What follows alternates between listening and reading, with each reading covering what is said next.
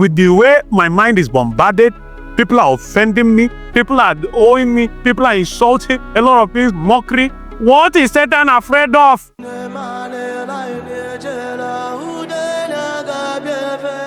So some of these things, spiritual abilities that become dormant, mental agility, health, wealth, your peace.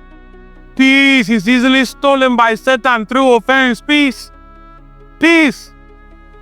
If you lose your peace and you refuse to reactivate your peace by prayer and supplication with thanksgiving, you will never activate the peace of God in your heart without prayer, supplication with thanksgiving.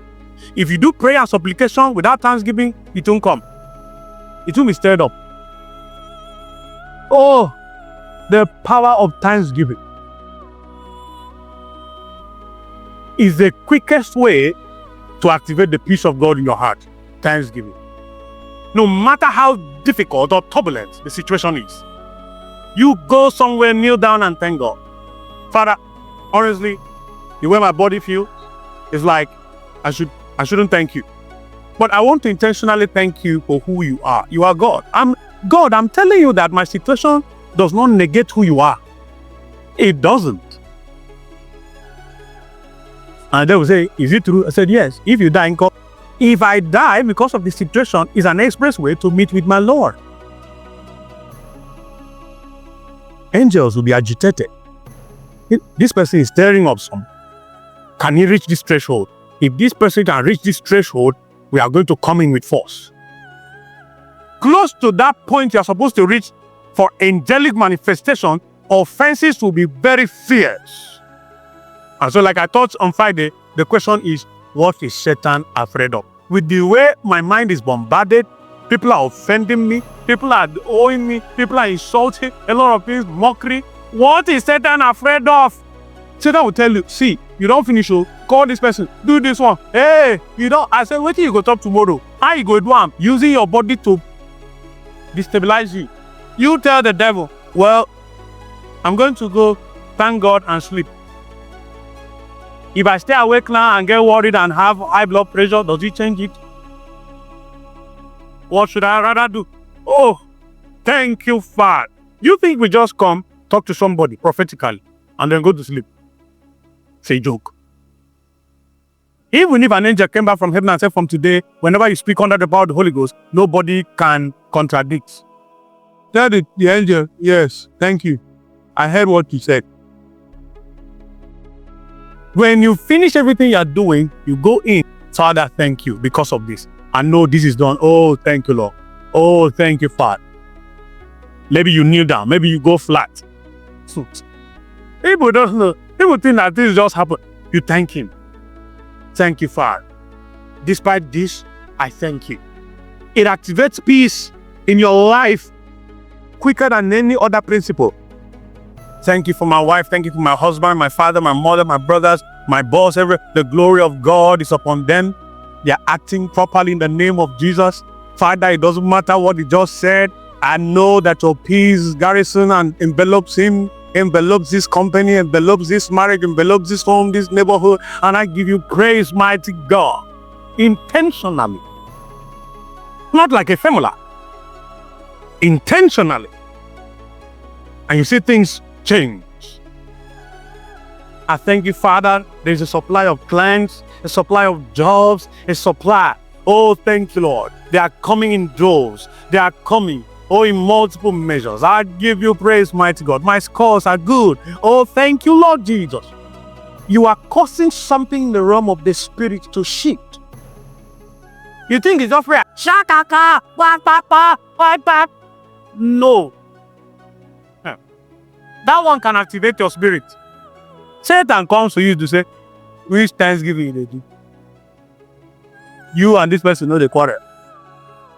You never read Bible say, if there is unforgiveness in your heart, that God no go answer your prayer. If he's sure for you, call this person mass. The Holy Ghost comes to you and says, send the person a new month text. Disgrace this devil. And you send the new month text to the person. The person is offended and the person is, you send. Not that the new month text is going to do anything to the person. But there's such a thing as You will be ready to punish all disobedience when your obedience is complete. The way God is to corner people. If your obedience is complete, there is no disobedience you cannot punish. Very important, especially for those of us that we love the things of God, the supernatural and all of that. The last point, the ministry of the anointed and sent man. All of us are anointed. Maybe you don't know it, maybe you know it, but all of us are not sent. Didn't you see the brothers of Jesus? They were mocking him. Say, why are you here? Go to Jerusalem. Anybody that is doing the things you do should make himself known. Don't stay here. They're his younger brothers. They're mocking him. Meanwhile, if he steps outside, he will heal the sick. And they are there, refusing to recognize the anointed and the sent man. 3 nations who were relatives of Israel came to fight Israel. So they rose early in the morning and went out into the wilderness of Tekoa. And as they went out, Jehoshaphat, the king of Judah, stood and said, hear me, O Judah, and you inhabitants of Jerusalem. Believe in the Lord your God, and you shall be established. But believe his prophets, and you shall prosper. Don't you know that the Bible said something? Hosea 12:13. By a prophet, the children of Israel were delivered from Egypt. By a prophet, they were preserved. There is the ministry of an anointed and sent man. Someone can be anointed and you recognize, but the person may not be sent. But if you see an anointed man that has been sent, please, I beg you, be careful to receive the person's ministry. It can be the difference between life and death sometimes. Don't join these castigating every pastor they see, as if pastors cannot make mistakes in their speeches again. They can. These are human beings that God is using. Do you understand? Castigating anything spiritual. Do you know what Jesus said? Jesus said, he who receives the prophet, in the name of a prophet, I'm receiving this person as a sent person from God, anointed and sent, shall receive a prophet's word. There is such a thing as a prophet's reward. And Jesus said, and he who receives the righteous man, in the name of a righteous man, shall receive a righteous man's reward. Don't trivialize it. Don't commonize it. Do you know one of the traps? If you are close to a man of God, he's anointed, he's sent, he knows what he's doing.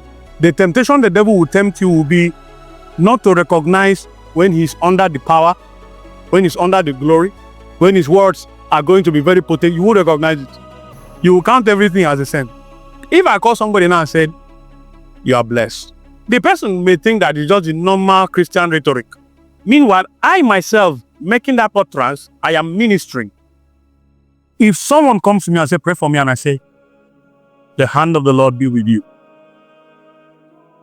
the person thinks I've not prayed, but loaded in that word. Granted that there is power in prophetic words, then it is going to happen. All these pastors, and so they chop person money, and so people are funny. People are funny. I myself personally, I can count the people that once in a while check up on me. I don't want you to, because if you check, you don't change, I'm in the wilderness. I'm okay. But I can count. Imagine if you are waiting for people. You must learn a lesson. Imagine if the man of God doesn't have a system where he prays for himself. You think people are praying for you, it's a joke. You are the one praying for people. Stop playing. You are the one praying for people. Be happy about it. No God is praying for you. If somebody is praying for you, thank God. But never expect that anybody is praying for you. As a man of God, say, God has called me. God, you think with this maybe rice and beans, let's mix it together and chop.